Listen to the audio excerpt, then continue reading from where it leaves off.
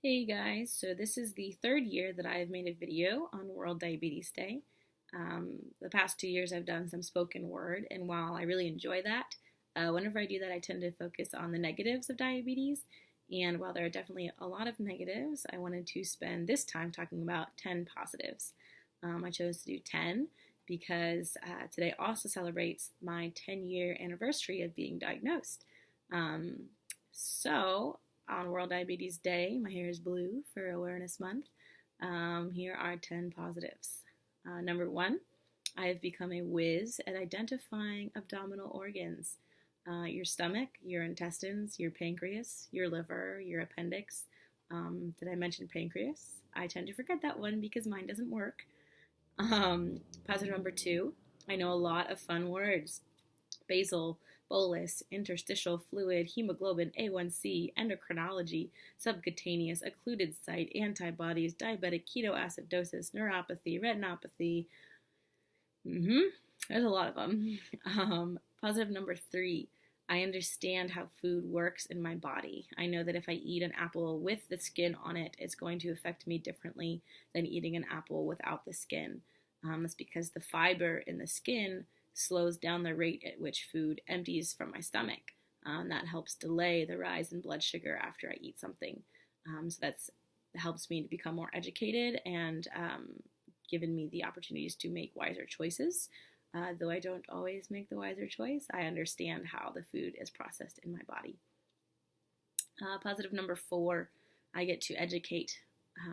Not just because I'm a teacher, but I get to educate in this realm too and share my experiences with others. I've met young children and their parents, peers, and so many people just affected by type 1 that I can encourage, answer questions, and cry with as they deal with the ramifications of type 1. Positive number five, I have learned to be a planner. I think ahead for everything, especially diabetes related. You know, if I have practicum, I'm in the classrooms all day long, and then I have a 3-hour class, kind of like my Wednesdays this semester. What do I need to eat, or what do I need to pack to eat so that my blood sugar doesn't go low? Do I have enough insulin in my pen, both Humalog and Lantus, the two different kinds of insulin that I'm currently taking? What about test strips? Do I have enough low snacks? What about water if I go high? What about ibuprofen if I get a headache from going high? Am I able to work out today based on my blood sugar numbers? What have my trends been? You know, there's a lot of things that require planning. And this also goes beyond diabetes. You know, I've learned to plan my homework schedule, my social schedule, my Gilmore Girls schedule, and everything else going on that I can look ahead and know what I can handle. Positive number six, I get to be creative. What combinations of food will provide me with enough carbs, protein, and fiber to stabilize my blood sugar while not overloading on calories? Just the other night, I went low, and I was a little disoriented, which is unusual for me because usually I don't get that way unless I'm really low. But my intent was to make myself a peanut butter and apple butter sandwich. But I actually made a peanut butter and barbecue sauce sandwich, I guess because they're the same colors. I was disoriented. I ate it. My blood sugar came up and it was stable, so maybe I should eat that more. I don't know. But creativity. How do I explain the cyborg-like contraptions, coming out of my arm in a way that a 3-year-old can understand? Because that's, the current age that I'm working with. How can I discreetly give myself a shot in public or not discreetly? Can I give myself a shot in a moving car? The answer is yes. Have I ever given myself a shot while driving? You won't answer that one right now. Needless to say, you have to be creative. Positive number seven, I have learned to celebrate the little things. I cannot remember the last night I slept through the night. I'm always watching out for my blood sugar, and nighttime is no excuse. So when I wake up in the morning and I only woke up once, and it was to go to the bathroom, not because of a poor blood sugar reading, that is a victory. When I wake up in range with no headache, no grogginess, no apathy, that's a victory.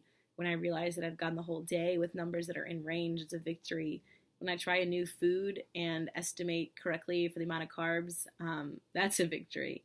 And when the rough days do happen, it only makes me more grateful for the good days. Positive number 8, I have developed empathy and compassion for others. I know what it's like to be tired.